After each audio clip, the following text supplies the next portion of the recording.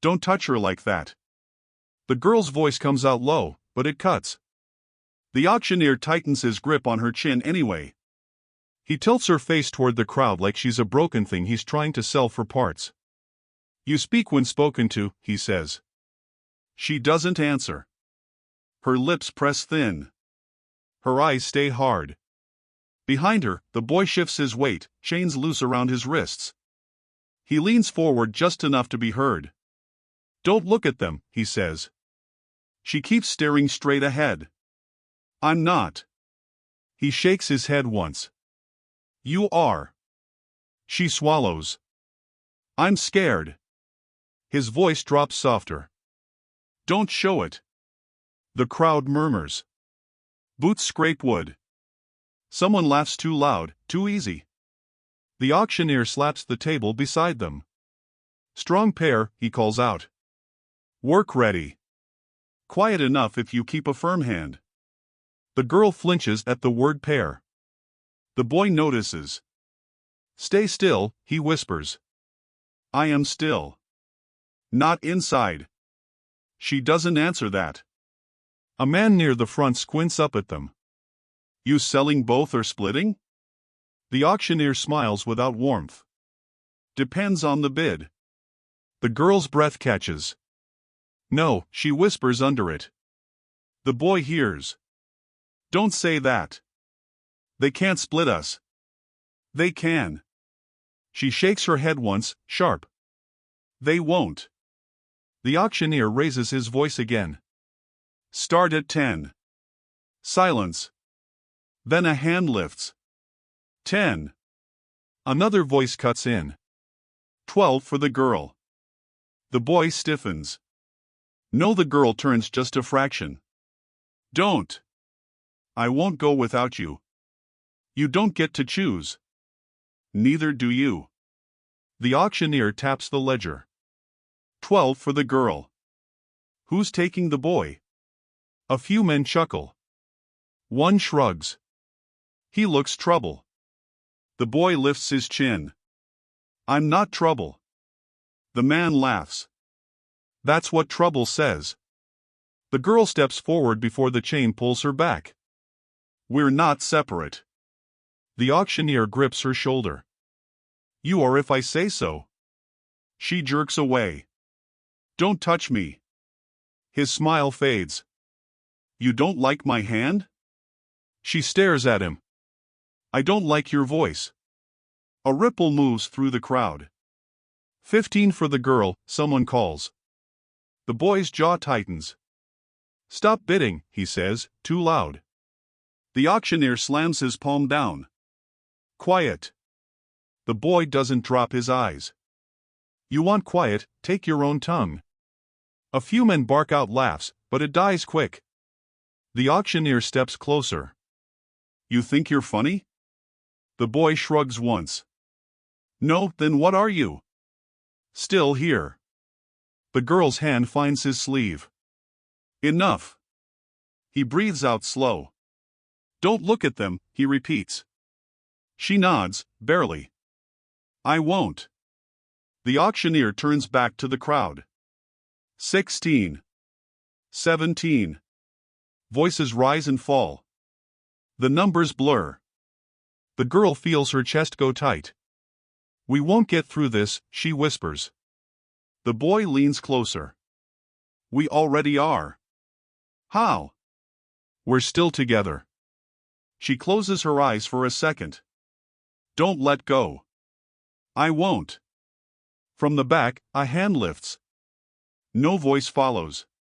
Just the hand. Dusty sleeve. Still as a post. The auctioneer squints. You got a number?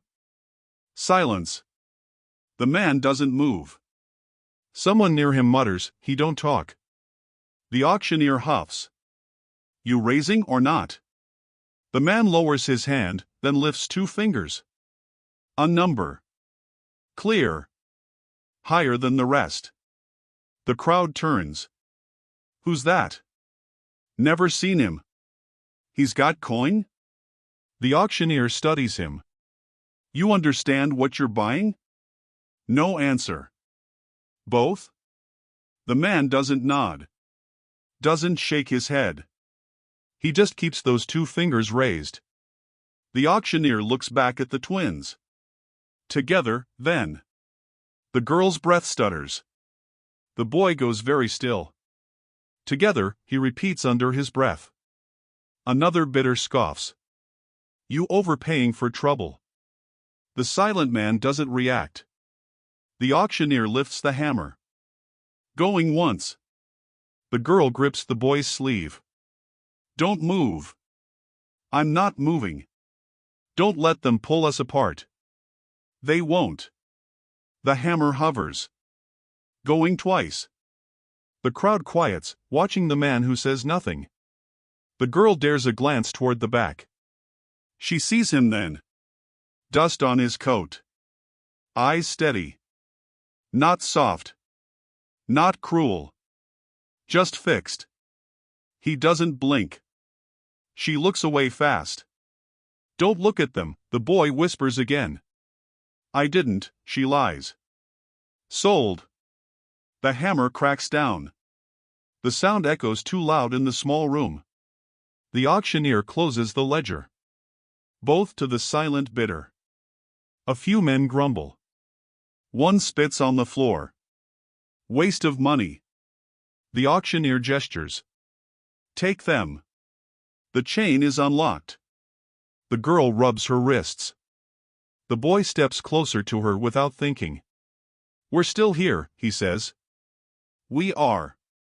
Together. Together. The man from the back walks forward. Slow. Measured.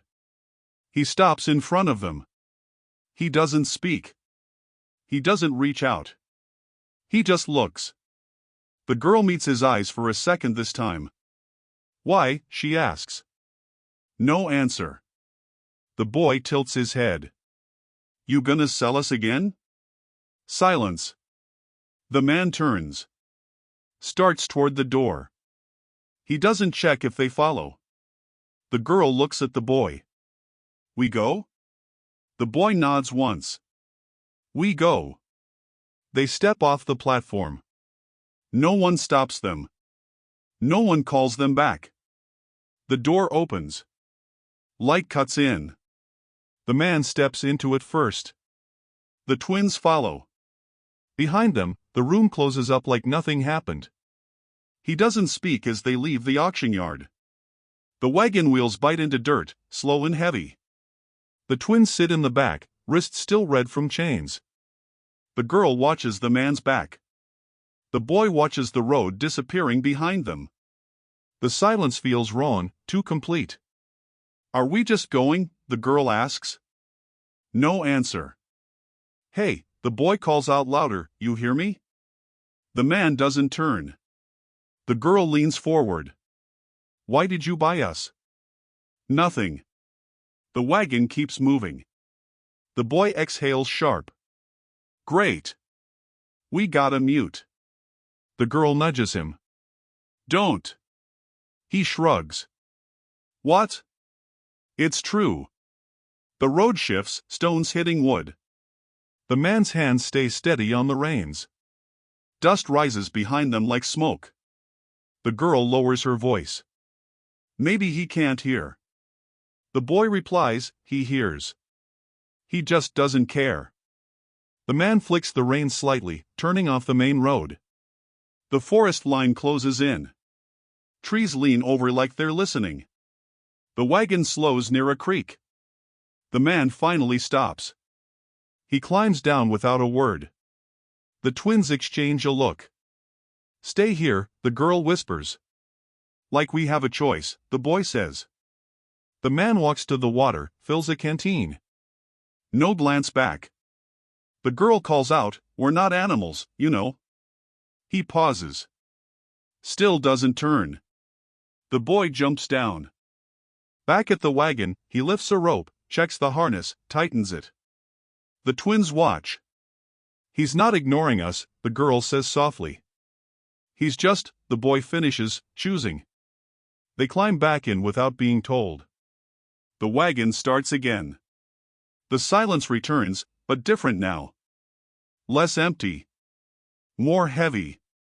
The girl whispers, "He hasn't left." The boy nods.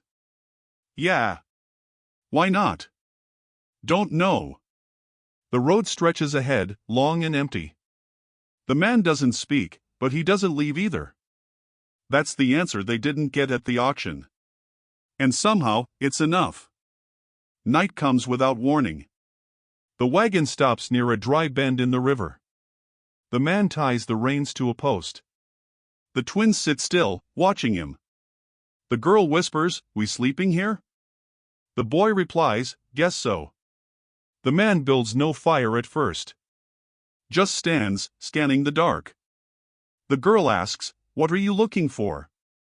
No answer. The boy mutters, "He's always doing that. Looking like something's coming." The girl wraps her arms around herself. Something did come. Us. The boy smirks faintly. We're not that bad. The man finally strikes a match. Fire blooms small. Shadows stretch. The silence shifts again, less heavy, more controlled. The girl speaks softly, "You ever sleep?" No answer. The boy adds, "Or do you just wait?" The man sits opposite them for the first time. That alone changes the air. He watches them eat the food left in the wagon. The girl pushes bread toward the boy. "Take it."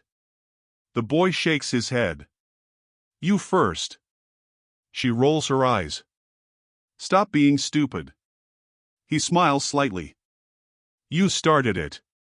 The man watches without moving, as if memorizing every sound they make. The girl studies him. "Do you have a name?" The boy snorts.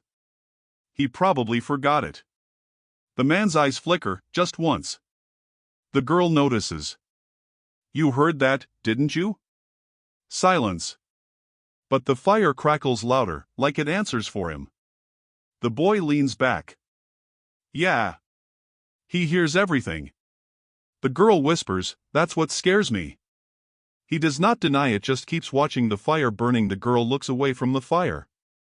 "This is not normal." The boy replies, "Nothing about today is." The man stays still, like he belongs to silence more than to people. The wind pushes through trees outside the firelight. No one speaks for a while, but nobody leaves either. We stay here without knowing why tonight. The fire is almost dead when the girl notices his wrist. He's pouring water into a tin cup when the sleeve shifts. Just for a second. A mark flashes under the skin. Burned deep. Not fresh. Old. Intentional. She leans forward. "What is that?" The boy looks over. "Huh?" The girl points. "His wrist." The man pulls his sleeve down immediately. Too fast. Like it hurts more than it should. The boy frowns. "Hey. Wait." The man stands up. Steps away from the fire. The girl calls after him. "We saw it." He doesn't stop. The boy mutters, "That wasn't normal." The girl watches him. "It's not a wound." The boy nods slowly. "It's a brand." Silence drops again, heavier than before. The man walks to the edge of the dark, where the firelight doesn't reach. He stands there like he's deciding if he should disappear completely. The girl stands too. "You don't get to hide now." No response. The boy joins her. "Yeah. Not after you bought us." A pause. Then the girl says softer, "Did you hurt someone?" The man's shoulders tighten. The boy steps forward a little. "Or did someone hurt you?" That lands differently. The man turns slightly, not fully. Just enough for them to see his face again. No anger. No softness. Just something worn down. The girl lowers her voice. "That mark, what is it?" He looks at her wrist for the first time. Then back at his own sleeve. Slowly, he pulls it up again. The fire flickers. The mark is clearer now. A symbol. Not random. Not natural. Like something stamped into him and not meant to fade. The boy whispers, "That's not prison work." The girl shakes her head. "That's ownership." The man's jaw tightens. The boy adds, "They branded you." The man doesn't deny it. The girl steps closer, careful now. "Who?" A long silence. The wind moves through dry grass. Somewhere far off, something cracks in the dark. The boy says, "You don't have to talk. Just nod or something." Nothing. The girl tries again. "Are they still out there?" That question hits harder. The man finally moves. Not a nod. Not a shake. He just looks away. The boy exhales. That's a yes. The girl sits back slowly. "So why are we with you?" No answer. The boy kicks a rock near the fire. "You didn't buy us out of kindness." Still nothing. The girl watches him closely now. "You bought us because of them." The man's hand twitches slightly.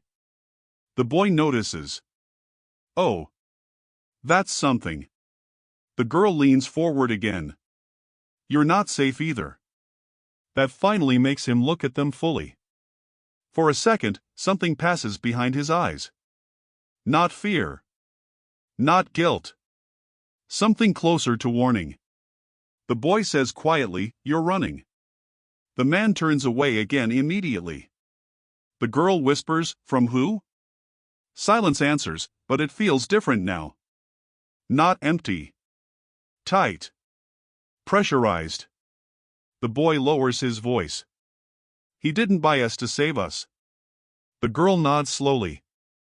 "He bought us because he can't be alone when he does whatever he's planning." The fire pops. The man sits back down, slowly. Across from them again. Same distance. Same silence. The girl doesn't break eye contact this time. "If they come for you, they'll come for us too." The boy adds, "So we're already in it." The man watches them both. Long, careful. Like he's measuring something he didn't expect to find. The girl asks again, softer now. "What did they do to you?" This time, he moves. Not away. He reaches into his coat and pulls out a small piece of metal. A tag. Bent. Scratched out names. Half burned at the edges. He sets it near the fire. The boy leans in. "That's records?" The girl reads the faint letters. "Names." The boy's voice drops. "That's people." The man nods once. Barely visible. The girl whispers, "You were one of them." The man doesn't react. The boy looks up. "You got out." A pause. The girl finishes it. "Or they let you go." That makes the air colder. The man finally speaks, barely a sound. Not words yet. Just breath breaking loose like it's been trapped too long. The twins freeze. The boy whispers, "Did he just?" The girl shakes her head. "No, not words." The man presses his hand against his throat once. Like it still hurts to try. Then he stops. Silence falls again, but it's different now. Not distance. History. The girl looks at him carefully. "They took your voice." The boy stares. "That's why you don't talk." The man doesn't confirm it. But he doesn't deny it either. And in that silence, the truth settles in like something too heavy to move. The fire is smaller now, almost buried in ash, but no one moves to rebuild it. The metal tag still sits between them, half glowing in the weak light. The twins don't touch it anymore. The man watches it like it's something that should not exist in daylight. The girl breaks first. "So that's it? Just names?" The boy shakes his head. "Those aren't just names." The man reaches forward and flips the metal tag over. More markings on the back. Lines. Numbers. The kind that don't belong to people. The girl leans in. What is that? No answer. The boy exhales. It's counting. The girl looks up at him. Counting what? The boy doesn't like the answer forming in his head. People. Silence hits again. The girl whispers, "You were part of it." The man doesn't move. The boy stares at him. "You worked for them." A long pause. Then the girl says it softer. "Or you were inside it." The man closes his eyes for a second. That's all. Just a second. But it changes the air. The boy stands up suddenly. No. No, I don't like this. The girl looks at him. Sit down. I don't like sitting next to someone who counted people like numbers. The man finally speaks again, but only a broken sound. Not words. More like pressure escaping something sealed too long. The boy freezes. That's not language. The girl whispers, "He's trying." The boy laughs once, sharp. Trying doesn't fix anything. The man reaches into his coat again. Slowly this time. Not hiding it. He pulls out a folded piece of wood. Scratched. Written on. He sets it down next to the tag. The girl leans closer. What is that? The boy reads first. His face tightens. Eat, then talk. The girl looks at him. What? The boy points. That's what it says. The girl stares at the man. You wrote this? No answer. The boy scoffs. That's your great wisdom? The man doesn't react. The girl picks up the wood carefully. Why? Silence. The boy gestures at everything. You bought us, dragged us into this, and now you give us food rules? The man finally looks at him directly. The boy doesn't back down. What are you doing with us? The girl interrupts quickly. Stop. The boy turns to her. No. I want an answer. The girl looks between them. We already ate. The boy blinks. What? The girl points at the scraps of bread, the empty tin cups. We already did what it says. A pause. The boy frowns. So what now? The man watches them both. Then he takes the wood back. He scratches something new onto it. Slow. Careful. The twins wait without speaking. When he finishes, he pushes it toward them. The girl reads it first. Stay. Then understand. The boy shakes his head. That's not an answer. The girl doesn't reply immediately. Something about it lands differently for her.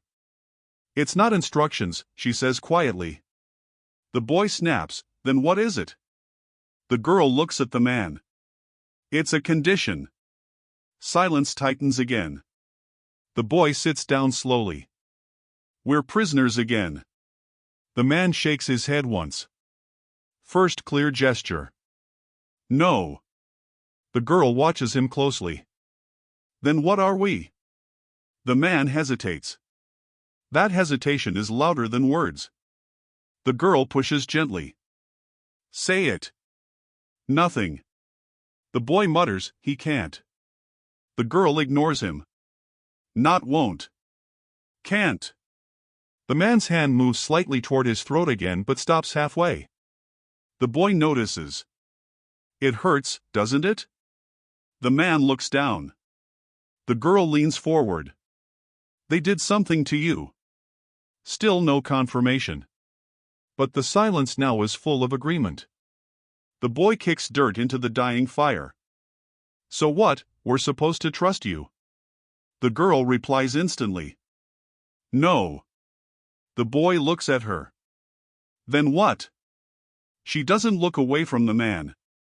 We stay because leaving doesn't change anything. The boy shakes his head. That's not good enough. The girl says quietly, it is if there's nowhere else. A long pause. The wind moves through the trees harder now, like something distant is shifting. The man stands up suddenly. The twins tense immediately. The boy whispers, here we go. But the man doesn't leave.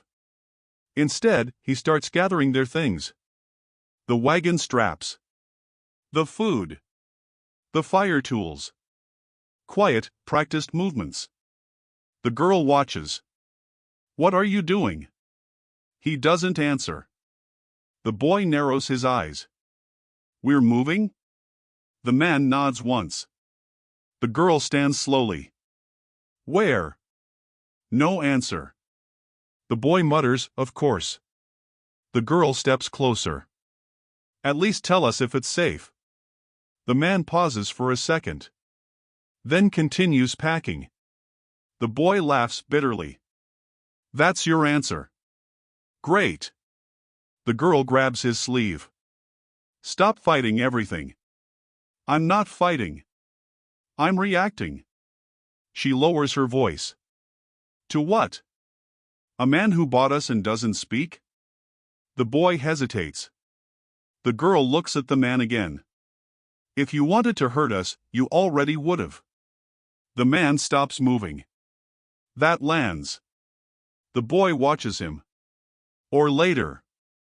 The girl doesn't respond to that. The man finishes packing.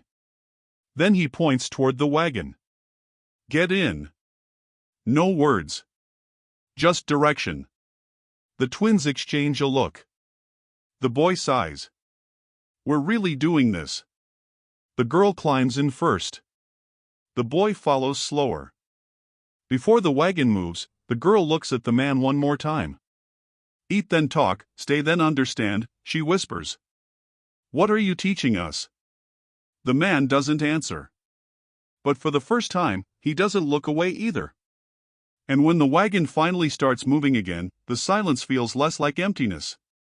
And more like something waiting.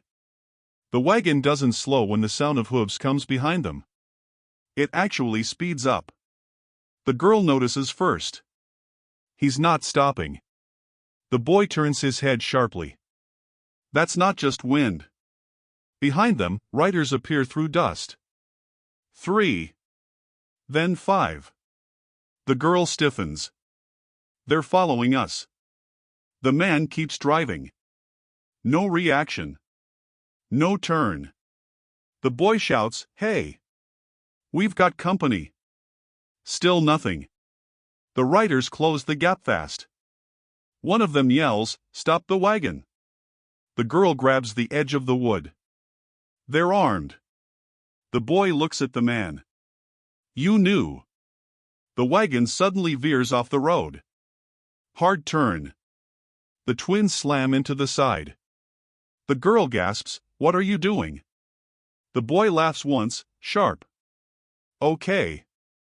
He does react. Just not when we want. The riders shout again. Stop. By order of the sheriff. That name lands differently. The girl repeats it softly. Sheriff. The boy mutters, of course. The wagon cuts into uneven ground. Rocks. Brush. The wheels shake violently. The girl yells, we're going to flip. The man finally speaks, barely audible. One word. Hold. The boy freezes. Did he just? The girl grips the wood tighter. He did. A shot cracks behind them. The air splits. The wagon jolts but keeps moving. The boy ducks instinctively. They're shooting. The girl shouts, why are they shooting at us? No answer. The man's grip tightens on the reins. His face doesn't change. The riders split, trying to flank them. Another shot hits wood near the twins. The girl screams, get down. The boy yells back, we are down. The wagon suddenly hits a dip and nearly throws them out. The girl grabs the boy's arm. Don't let go. I'm not. The man pulls hard on the reins. The horses surge forward into thicker trees. Branches whip across the wagon. The boy shouts, "This is not an escape, this is a crash waiting to happen." The girl snaps, "Just survive first, complain later." A rider gets closer on the left. The girl sees him clearly now. Badge. Dust. Authority. "That's law," she whispers. The boy laughs again, but it's broken. Law doesn't shoot children. Another shot. Closer. The wagon wood splinters. The girl looks at the man. They're not stopping. He finally turns his head slightly. Not to her. To the road ahead. Then he does something unexpected. He slows the wagon. The boy screams, "Are you insane?" The girl grips tighter. "Why are we stopping?" The man pulls the wagon behind a line of dead trees. Hidden. He cuts the reins suddenly. Silence hits like a wall. The horses breathe hard. The riders pass by, shouting into distance, missing them. The boy whispers, "We're hiding." The girl looks at him. No. He's letting them pass. The boy shakes his head. Same thing. The man steps down quietly. He gestures once. Stay. The boy jumps down immediately. No. No more silent commands. The girl follows slower. Wait. The man walks to the edge of the trees. Watches the riders disappear. His hand goes briefly to his wrist again. The girl notices. That mark. The boy interrupts, "Forget the mark." "Who are they?" The man doesn't answer. The girl steps closer. "Sheriff's men?" A pause. Then a small nod. The boy exhales. "So we're being hunted now." The girl looks at the man. "Because of you." No denial. The boy laughs bitterly. "Great. We got bought into a war." The girl lowers her voice. "You ran from them." Still no answer. The boy steps closer. "You didn't rescue us. You used us." That hits harder. The man finally turns fully toward them. The silence tightens. The girl says softly, "Is that true?" A long pause. Then the man reaches into his coat. The boy tenses. "Here we go." But instead of a weapon, he pulls out a folded piece of paper.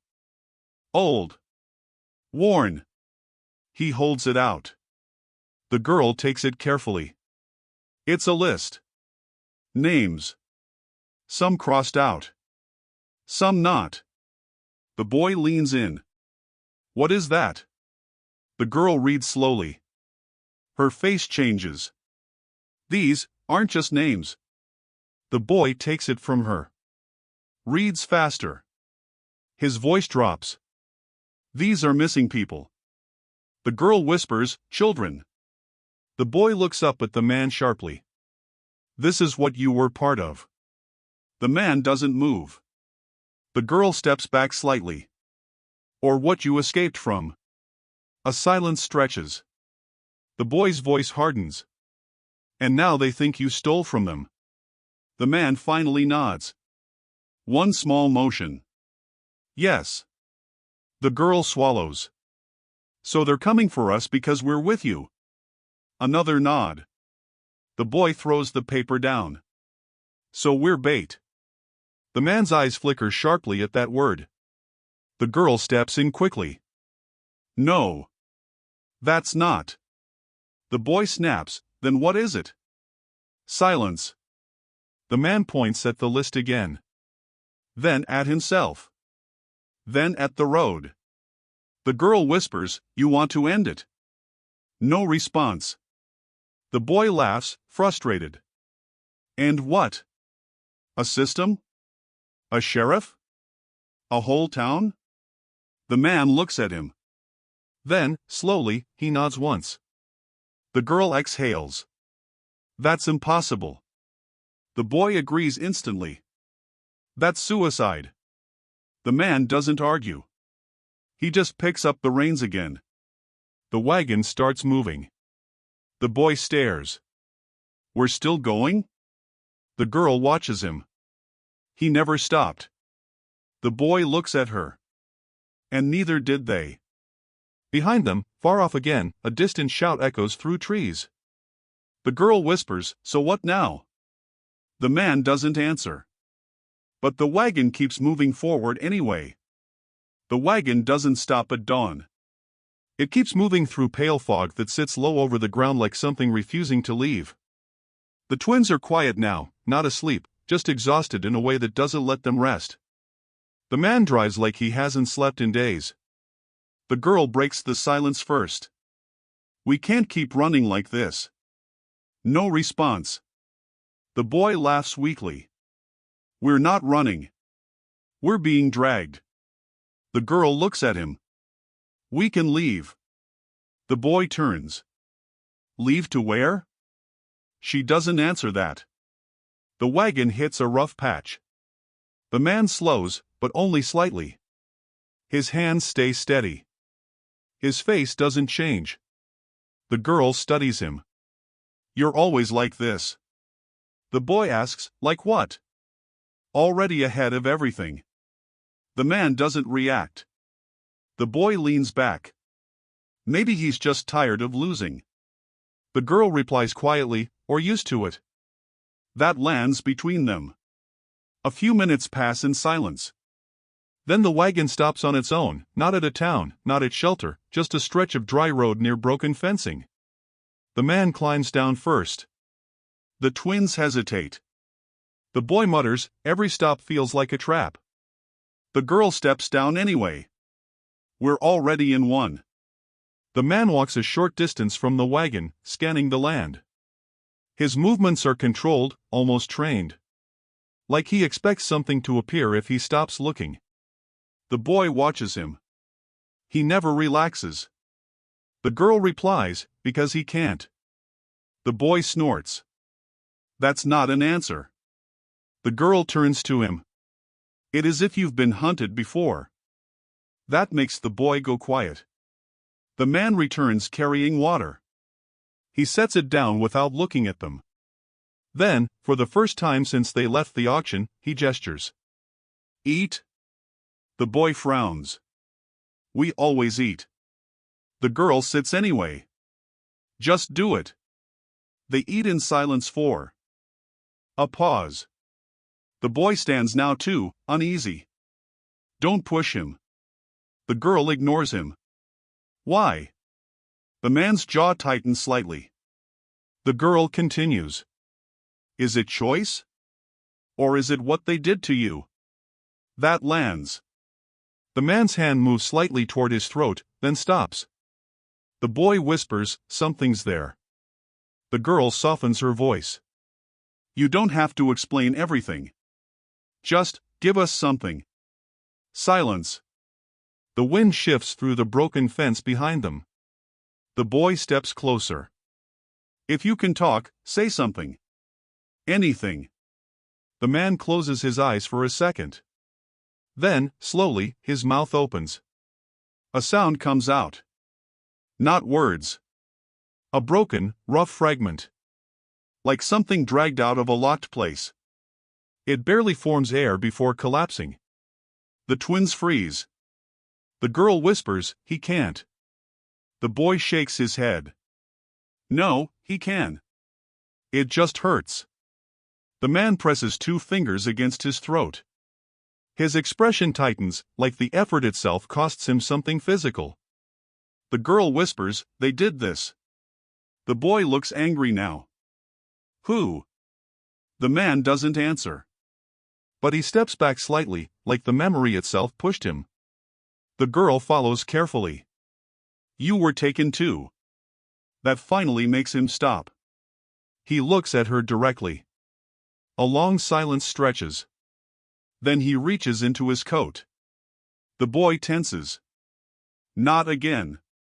But this time, he pulls out something different. A small cloth pouch. He opens it slowly. Inside are fragments. Burned paper. Pieces of tags. Torn fabric with markings. Evidence, not memory. He places them on the ground. The girl kneels. These are, from others. The boy's voice lowers. People like us. The man nods once. The girl whispers, "You've been collecting them." No answer, but he doesn't deny it. The boy looks up sharply. Why keep them? The man hesitates. Then gestures toward the road behind them. The girl understands first. Proof. The boy follows. Against who? The man's expression tightens again. He points toward the horizon. The girl whispers, "The sheriff." The boy shakes his head. That's not enough. Sheriffs don't run this alone. The man nods slightly. The girl asks, "Then who?" Silence. But this time, it feels heavier. Not absence. Presence. The boy looks around uneasily. So this isn't just one town. The girl adds softly, "It's a system." The man picks up the fragments again, carefully wrapping them. The boy mutters, "And we're in the middle of it." The girl watches the man closely. "You didn't buy us randomly." The man pauses. She continues, "You saw us at that auction, and chose." The boy looks at her. Chose what? She doesn't take her eyes off him. Something worth protecting. The man stands still. That silence is the closest thing to agreement they've had. The boy exhales slowly. So what now? The man gestures toward the wagon. Keep moving. The girl nods once. Then we move. The boy hesitates. Just like that? The girl looks at him. Nothing about this has been just like anything. The man climbs back onto the wagon. The twins follow. Before the wagon starts again, the girl looks at him one last time. Next time, she says softly, "Try one word." The man doesn't respond. But when the wagon moves forward again, it doesn't feel like escape anymore. It feels like direction. The wagon rolls into smoke before they see the fire. The girl notices the smell first. Burning wood. The boy lifts his head. That's not wood. The man slows the horses, but he doesn't stop. The girl leans forward. You smell that? No answer. The boy mutters, of course he smells it. He smells everything. The trees thin out. Then the road opens. A house is burning. Not a barn. Not an accident. A home. The girl goes still. That's not normal fire. The boy squints. That spread fast. The man finally stops the wagon. For the first time, he hesitates before stepping down. The twins follow slowly. The girl whispers, "Someone did that on purpose." The boy replies, "Yeah. Welcome to wherever we are." The man walks toward the house without looking back. The twins exchange a look. The girl says, "We shouldn't go closer." The boy nods. "We should definitely go closer." They follow. The fire crackles loud, almost like it's speaking. Wood collapses inside the structure. The heat pushes them back a step. The girl coughs. No one's inside, right? The boy doesn't answer immediately. Then, I don't see movement.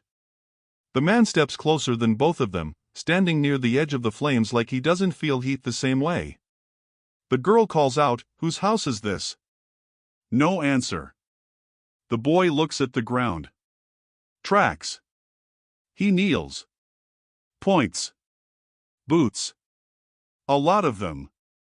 The girl's voice drops. Sheriff's men. The boy nods once. Or people who want to look like them. The man suddenly moves. Not toward the fire. Around the side of the house. Fast. The twins follow immediately. The girl calls, "Hey, wait." They reach the back where part of the wall has already collapsed. The man steps into smoke without hesitation. The boy grabs the girl's arm. He's insane. She shakes him off. He's looking for something. Inside, the firelight reveals shapes. Not bodies. Records. Burning paper. Shelves. A broken desk. The girl whispers, "They're destroying evidence." The boy coughs. Or hiding it. The man kneels near the desk. He digs through ash with his bare hands. The girl moves closer. "Don't, your hands." He doesn't stop. The boy crouches too. "What are you looking for?" No answer. The girl sees something half-burned in his hands. A ledger. He opens it carefully. Names inside. Crossed out. Rewritten. Moved like inventory. The boy's voice tightens. "That's not just property." The girl reads one line. Her face changes. "These are transfers." The boy looks up sharply. Transfers of what? She doesn't say it immediately. Then, children. Silence hits hard even over the fire. The boy swears under his breath. So it's real. The girl flips a page. This isn't just one place. The boy stands. It's a network. The man finally speaks again. A broken sound. Rough. Barely human. The twins freeze. The girl whispers, "He's trying again." The boy shakes his head. It's like it's stuck.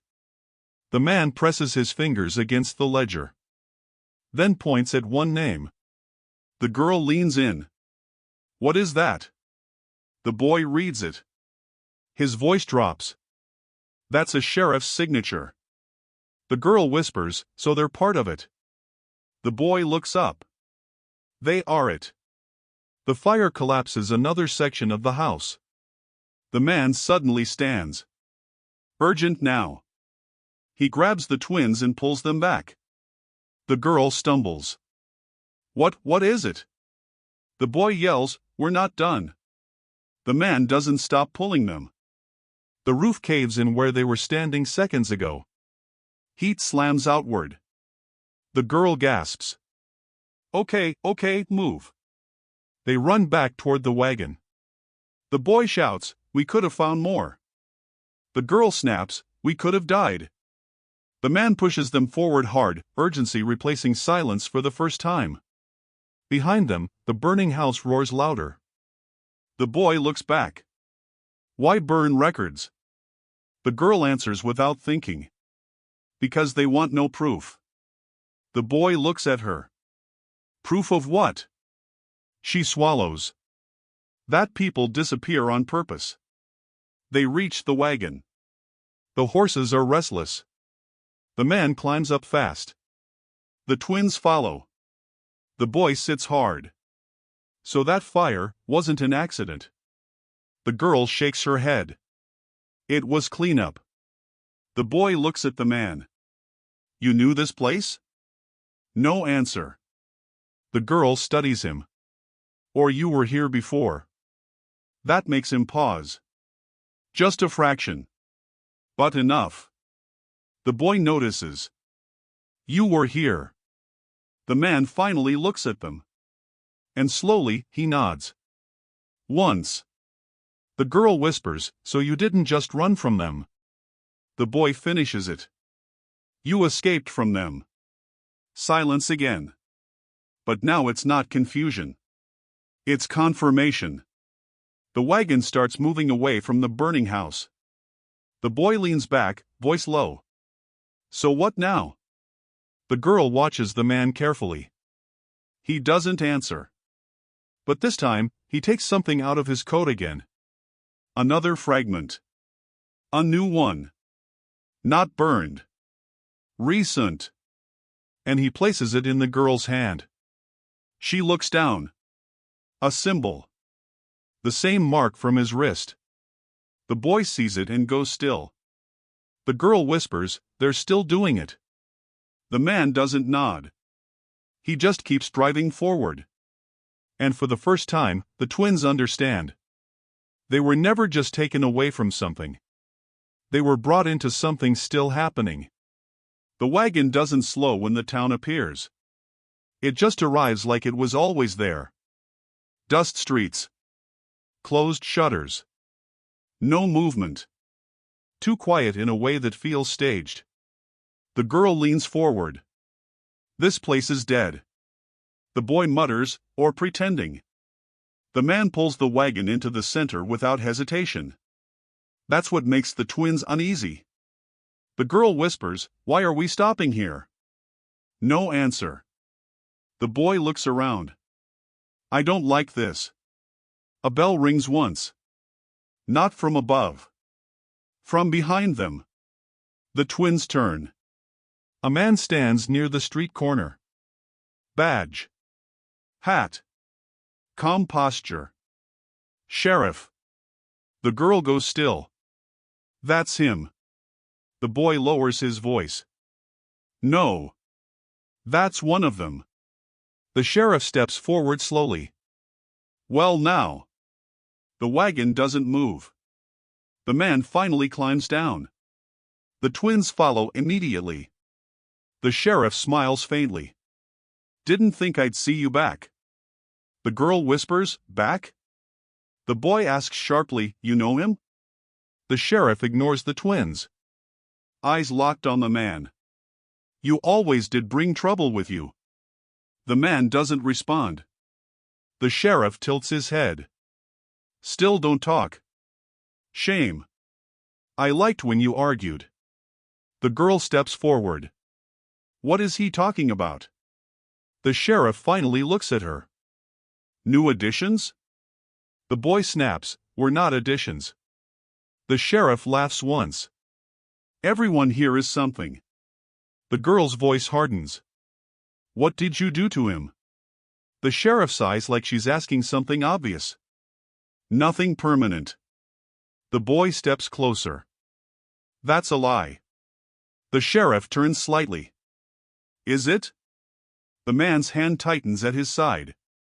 The girl notices immediately. "He knows you." The sheriff nods once. "Of course he does." The boy's voice drops. "So he wasn't just part of it." The sheriff corrects him calmly. "He built part of it."